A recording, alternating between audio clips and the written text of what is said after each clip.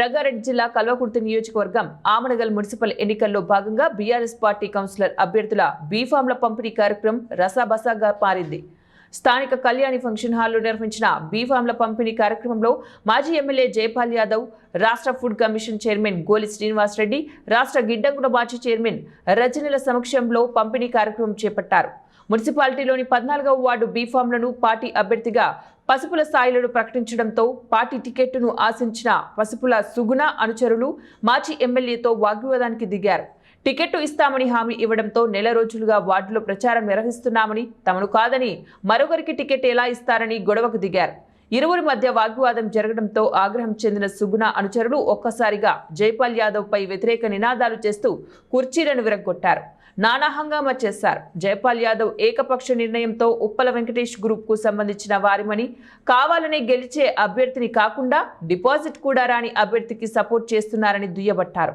తెలంగాణ ఉద్యమం నుంచి పార్టీలో ఉండి పార్టీకి పనిచేసిన మాకు కాదని ఇతరులకు ఎలా ఇస్తారు? పసుపుల సుగుణ మద్దతుదారులు ఆగ్రహం వ్యక్తం చేశారు.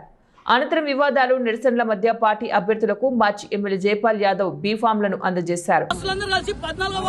మహిళలతో పెద్దలు అందరూ కలిసి ఏక తీర్మానం పసుపుల సాయిలు ఇస్తారు, మాకు అవసరం లేదు, ఈ పార్టీకి వెళ్ళి ఉండేవాళ్ళకు మేము పనిచేయమని ఏకగ్రీవ తీర్మానం చేస్తే అది ఇన్ఛార్జ్ అయినటువంటి జైపాల్ గారు ముందర పెడితే ఆ వీడియో చూసిన తర్వాత కూడా తమ్ముళ్ళు మీకు ప్రజాబలం ఉంది, అక్కడ మంచి క్యాండిడేట్ మీ పసుపుల సుగుణకు బాగుంది, యువత అందరూ మంచిగా పనిచేస్తున్నారు అని చెప్పి 20 రోజుల నుంచి మీరు గ్రౌండ్ వర్క్ చేసుకోండి, ఇక్కడ గ్రౌండ్ వర్క్ చేసుకోండి, పార్టీ బలంగా ఉంది, మీరు మంచిగా యువత పోటీ చేస్తున్నారు, అక్కడ మహిళ అయినా సరే జనరల్ లో పెట్టి మీరందరూ కలిసి చాలా అద్భుతంగా ప్రయత్నం చేస్తున్నారు, పార్టీ గెలుస్తా అని చెప్పి మమ్మల్ని మభ్యపెట్టి 20 రోజుల నుంచి యువతతో పని చేపించుకొని పార్టీలో అక్కడ వార్డులో పనిచేయండి అని చెప్పి మాకు ఎటువంటి సమాచారం ఇవ్వకుండా ఈ రోజు బీఫామ్ ఈ రోజు కళ్యాణ్ గార్డెన్ లో ఇస్తున్నామని చెప్పి మాకు అక్కడ 14వ వార్డులో మేము గ్రౌండ్ వర్క్ చేసుకుంటుంటే ఏమాత్రం సమాచారం ఇవ్వకుండా పార్టీ జైపాల్ ఇన్ఛార్జ్ గారు మీరు ఈ రోజు మున్సిపాలిటీ రావాలంటే 14 వార్డులు బాగా పెట్టిరు, 15వ వార్డు కూడా అదే రకంగా బలంగా ఉన్న క్యాండిడేట్ పెట్టాలని ఆ కాళీవాసులు వార్డు నెంబర్ అక్కడ ఉన్న వార్డు సభ్యులు మొత్తం మీకు క్లియర్ గా చెప్పిన సందర్భాల్లో కూడా మీరు పట్టించుకోకుండా ఎవరికి తొత్తుగా ఆలోచన చేస్తున్నారు. పార్టీని ఈ రోజు నాశనం చేసే ప్రక్రియలో మీరున్నారా? పార్టీలో పనిచేసే మేము మా అందరికీ మీరేమైనా మాట్లాడితే మీరంతా ఉప్పల వెంకటేష్ మనుషులని మాట్లాడతారు.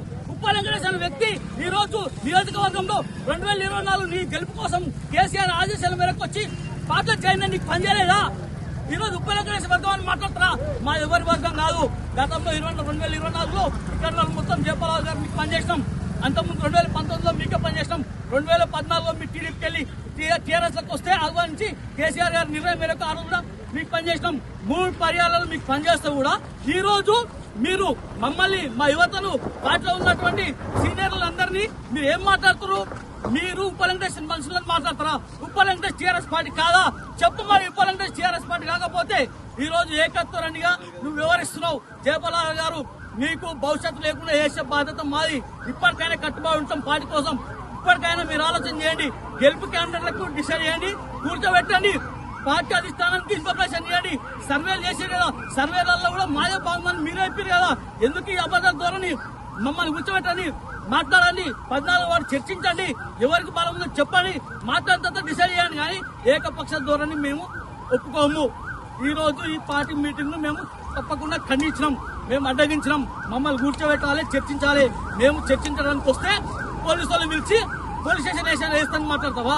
అంటే ఇక్కడ ఉన్నటువంటి యువ నాయకులు, దళితులు చిన్న చూపానికి మేము పార్టీల జనరల్ అడగొద్దా? అక్కడ